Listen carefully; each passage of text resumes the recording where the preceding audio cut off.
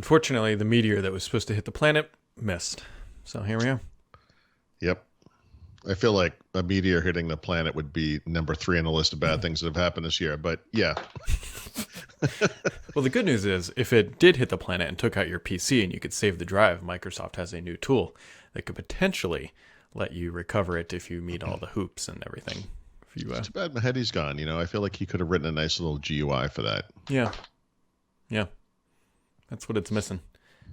Yeah. Because you have to have the latest build of Windows. You have to install it through the store, and it's not really. I mean, it's good for personal stuff, but I wouldn't use this really in the workplace yet. Well, but this is that oh shit moment. You've deleted it. You've emptied the recycle bin. Everyone knows how hard drives or storage works. It's still on there.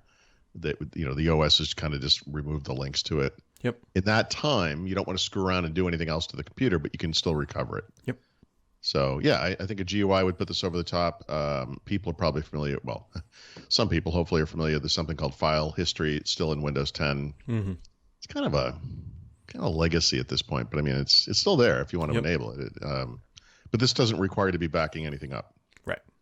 Which is what's nice about it. So yeah, so it's there if you need it, I guess, is the thing, and hopefully you don't. I think actually probably the bigger benefit maybe for some people might be the USB drive recovery features, because then you can or like a camera card if you have like an SD card. Mm-hmm. So yeah, that's that. Yeah, not much is going on. Well, there's been a lot of navel gazing in the wake of the Apple stuff from last week, the Mixer shutdown, the Microsoft store shutdown. And I get it, and I of course I get it. I mean, anyone in the Microsoft community gets it. We've been dealing with this for years, but I mean, ultimately, if you kind of step back and evaluate it objectively, Microsoft is not a consumer products company. So, nope. With the exception of Xbox, obviously, but with the understanding that that's really about going to the cloud later. Mm-hmm. I don't feel like we should be surprised by this stuff, really. No. I mean, it's hard not to be. I am too, but the Microsoft store came out of a time when Microsoft was driven by a lot of Apple envy. That's how Sanofsky happened. That's how Windows 8 happened. It's how Zune and Windows Phone happened, and Cortana, actually. It's just that's a bygone era, unfortunately. Yep. I don't know. Yeah. Well, I mean, so for example, like the guy from one of the co-founders of Mixer was interviewed by GeekWire. Mm-hmm. And he was like, yeah, what are you going to do? He's like, look, we were like there was 2 kids. It was like an 18-year-old and a 20-year-old or whatever. And they created this thing called Beam, and it was going to go nowhere if someone didn't buy it. Microsoft bought it.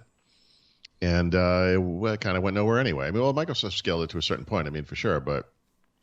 And I think they did a pretty good job of updating it and keeping its focus, which was on interaction, which I thought was smart for whatever that's worth. But, I mean, ultimately, businesses have to kind of justify themselves. And he kind of came out and said, look, yeah, I mean, what are you going to do? They should have, they're right to shut it down. I feel bad for the people on the service, of course, that we all do. Yeah, it was around for over 4 years, so it's not like it's just sat there. I mean, they tried. Oh yeah, no, they did, and we talked about this last year. When they signed some of the big heavy hitter streamers to the service, and one of them got $25 million, and it's like, that sounds insane. It still today to me sounds insane. I don't think anyone is worth that kind of money streaming. But then again, the world's changing. We pay athletes a lot of money. Yep. If you draw that analogy. I mean, that's and that was the thing. Like, if you're serious about succeeding as a sports team, you hire the LeBron James or whoever, and you're going to pay a lot of money for that person. And the idea is you put people in seats and you get advertisers, and it kind of pays off. And to me, that indicated that they were serious about trying to make it work. So it's still failing in the wake of that stuff. To me, is like, okay. I mean, they tried. I mean, I know people are really resentful every time Microsoft closes anything. Like, they should have kept the stores open without having any idea how much that was costing them. Yeah. And literally no idea. We don't have any idea either. But I mean, the sheer cost of like retail space, all of those employees and their healthcare plans and their benefits, and the lack of foot traffic, and the fact that nobody was actually buying anything in these stores, right? They were just using it to come in and play with Xboxes and blah, blah, blah, whatever. I mean, it's astronomical. And I know there's a good faith thing involved there where the Microsoft brand is out in the world and you see it and everything. But again, They're not a consumer brand. Mm-hmm. It's just not a, that kind of thing is just, I mean, as much, I enjoyed going into those stores for sure. But, the world moves on. I don't mean to go too far afield, but growing up, I was really into bookstores. And I always, I had moved back to Dedham as an adult, and there were no bookstores in Dedham. And I was like, this is crazy. There were a couple, there was a Booksmith, there were a couple of small bookstores. There's nothing. And we used to drive to different towns a little far away to go to bookstores. And then time went on and time went on. And finally, it was Barnes & Noble. Or was it Borders? It doesn't matter. But one of the big chains finally came to Dedham. And by the time they did, I was like, I don't go to bookstores anymore. Mm-hmm. That's not how I consume things. And I went in a couple times and I felt bad because it felt like going back in time. I kind of browsed the magazines a little bit, bought a cup of coffee, and I was like, I don't buy paper books anymore. And I think that's the Microsoft Store in a nutshell. It's like, it's one of those things like we sort of, kind of wish was still around, but none of us were buying anything there. None of us were, even the people who were upset about it. It's not like you were going in every day and buying a mouse and buying a, whatever computer. You weren't. None of us were. That was the problem. So. Yeah, speaking of books, I'm actually halfway through one right about now. I think it's called No Filter. It's a story Instagram. It's good. Like, if you like business books, it's pretty good, but it's not as good as I was hoping, personally. I would give it like a solid 7 out of 10. The reason being is that it goes from like the company doesn't exist to acquire in, no joke, like 40 pages. And this book is like 350. And I was kind of hoping more for the like, hey, we're building this from scratch, we're taking on the big guys type scenario. But if you're curious, it's a good read. I shouldn't say it's a bad book. That's probably unfair. I don't know if I'm actually a pretty heavy Instagram user these days. I wasn't always. I distinctly remember when they first started out, and for many years, you could only post like square photos. Yeah. And this was at a time when kind of wide angle lenses were kind of a thing. And I was confused, but this thing, it was just about photos. Yep. Only allowed that. And I still am blown away by the immaturity of this product. Like over the weekend or whenever it was, late last week, something like that. We walk the dog every day. I take pictures of the same damn thing every day. And it's like, I can't just, people like, I could take one picture of the dog and post one every day. It's like the same thing. Mm-hmm. So I'm like, one day I was like, I should take a panorama of this, because it's like a bend in the little creek or whatever. So, you do the panorama thing and it's nice. It's a nice panorama.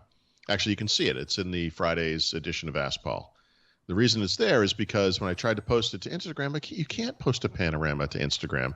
It still only supports like out to a certain, so it's like maybe half of the image is what I could post on Instagram. And look, and they don't even have a way to post, like I'll take this part for one picture and then this part for the next one. Nope. Once you've selected the picture once, you can't post it again.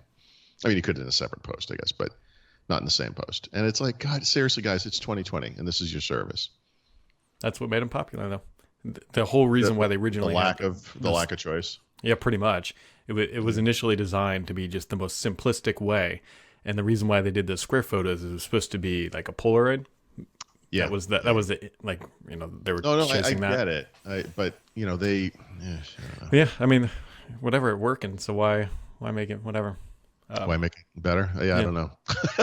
I guess if you don't have to, but the problem is, as a Facebook product now, Instagram is turning more and more into a Facebook type product. And one of the reasons I can't stand Facebook, and there are a lot of reasons these days, is just all of the nonsense of it's politics and moaning and whining about whatever. And I like Instagram because it's pictures, but I just, and I follow a couple of hashtags and those are being ruined. It'd be like a picture of a woman takes a picture of herself in Russia and she adds it to a bunch of hashtags. And I'm trying to follow Paris hashtags. And there's this woman, and it's like, what is this? This isn't Paris. And, it's slowly driving me away. It's just, like everything else online, I guess. Mm-hmm. Including us. Oh. Yeah, sure. All right. We'll be back tomorrow, unless that meteor actually does kind of swoop back around. Could still happen. I wish it would.